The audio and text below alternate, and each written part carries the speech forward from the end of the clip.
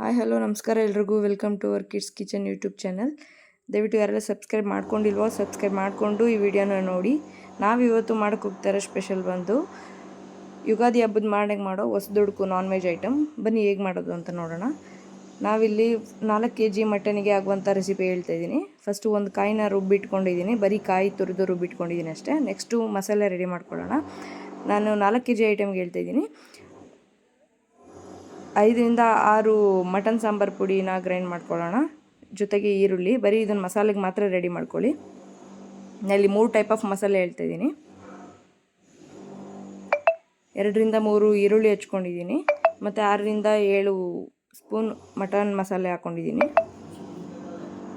ಇದನ್ನು ನೀಟಾಗಿ ಗ್ರೈಂಡ್ ಮಾಡ್ಕೊಳ್ಳೋಣ.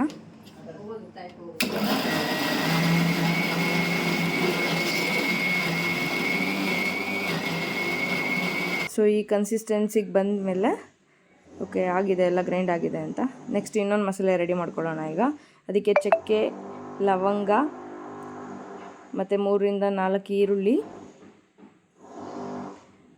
ಮತ್ತು ಶುಂಠಿ, ಬೆಳ್ಳುಳ್ಳಿ,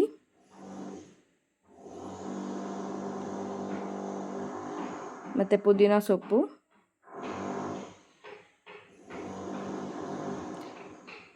ಮತ್ತು ಕೊತ್ತಂಬರಿ ಸೊಪ್ಪು ನಾನಿಲ್ಲಿ ಅರ್ಧ ಕಟ್ ಯೂಸ್ ಮಾಡ್ತಾಯಿದ್ದೀನಿ.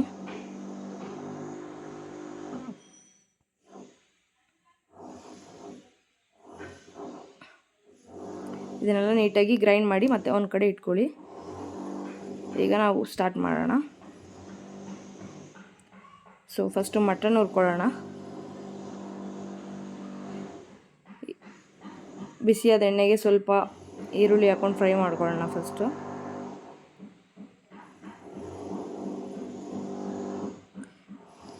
ಸ್ವಲ್ಪ ಬ್ರೌನಿಷ್ ಕಲರ್ ಬರ್ತಾ ಇದ್ದಂಗೆ ಡೈರೆಕ್ಟಾಗಿ ಮಟನ್ ಹಾಕೋಣ.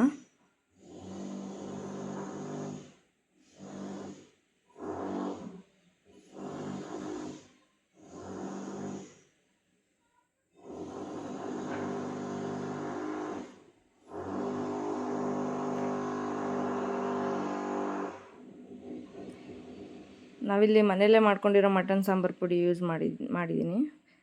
ಮಟನ್ ಸಾಂಬಾರು ಪುಡಿ ಹೇಗೆ ಮಾಡೋದು ಅಂತ ಮತ್ತು ಅದಕ್ಕೆ ಇನ್ನೊಂದು ರೆಸಿಪಿ ತೋರಿಸ್ತೀನಿ ನಾನು ನಿಮಗೆ. ಸೊ ಮಟನ್ ಎಲ್ಲ ಮಿಕ್ಸ್ ಆದಮೇಲೆ ಸ್ವಲ್ಪ ಬಾಯ್ಲ್ ಆಗಲಿ.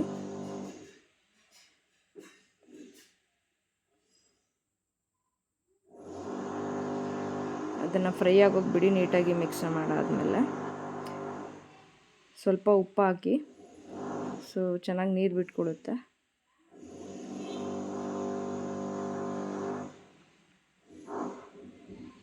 ನೀವು ಸ್ಟಾರ್ಟಿಂಗೇ ಫುಲ್ಲು ಉಪ್ಪು ಹಾಕ್ಕೊಂಡು ಇದು ಮಾಡ್ಕೊಬೋದು, ಅಥವಾ ರುಚಿಗೆ ತಕ್ಕಷ್ಟು ಸ್ವಲ್ಪ ಉಪ್ಪು ಆದರೂ ಹಾಕ್ಕೊಬೋದು.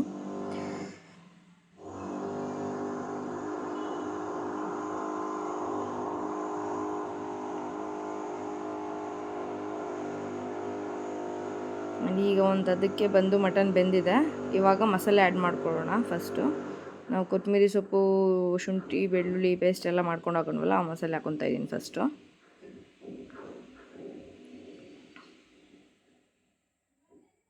ನೀಟಾಗಿ ಮಿಕ್ಸ್ ಮಾಡೋಣ. ಇದು ಮಸಾಲೆ ಹಾಕಿ ಫ್ರೈ ಮಾಡಿದಾದ್ಮೇಲೆ ನೀಟಾಗಿ ಹಿಡಿಯುತ್ತೆ ಮಸಾಲೆಗೆ.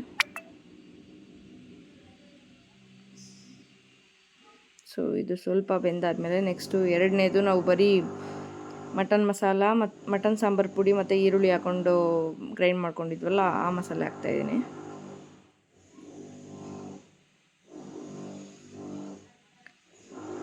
ಸೊ ಇದನ್ನು ಹಾಕ್ಕೊಂಡು ಸ್ವಲ್ಪ ಕುದಿ ಬರಲಿ. ನೀರು ಎಷ್ಟು ಬೇಕು ಹೆಚ್ಚಿಸ್ಕೊಳ್ಳಿ. ತುಂಬ ತೆಳುನೂ ಮಾಡ್ಕೊಬೇಡಿ, ಮಟನ್ ಸಹ ಟೇಸ್ಟ್ ಬರಲ್ಲ.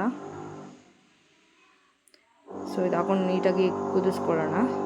ಚೆನ್ನಾಗಿ ಕುದಿ ಬಂದಮೇಲೆ ಬರೀ ಕಾಯಿ ರುಬ್ಬಿಟ್ಕೊಂಡಿದ್ವಲ್ಲ ಒಂದು ಕಾಯಿ, ಸೊ ಆ ಮಿಕ್ಸ್ಚರ್ ಹಾಕೋಣ.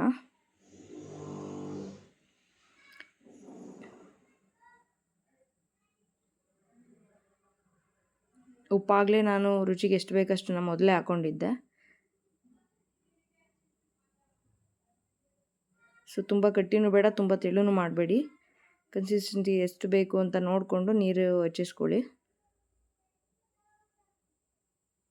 ಸೊ ಈಗ ನಮ್ಮದು ಮಟನ್ ಸಾಂಬಾರು ರೆಡಿ ಇದೆ. ಬನ್ನಿ ಟೇಸ್ಟ್ ಮಾಡೋಣ.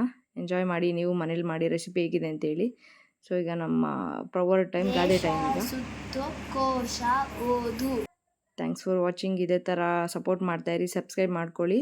ಆ್ಯಂಡ್ ನೆಕ್ಸ್ಟ್ ವೀಡಿಯೋಗೋಸ್ಕರ ಬೆಲ್ ಬಟನ್ ಒತ್ತಿ. Thank you so much.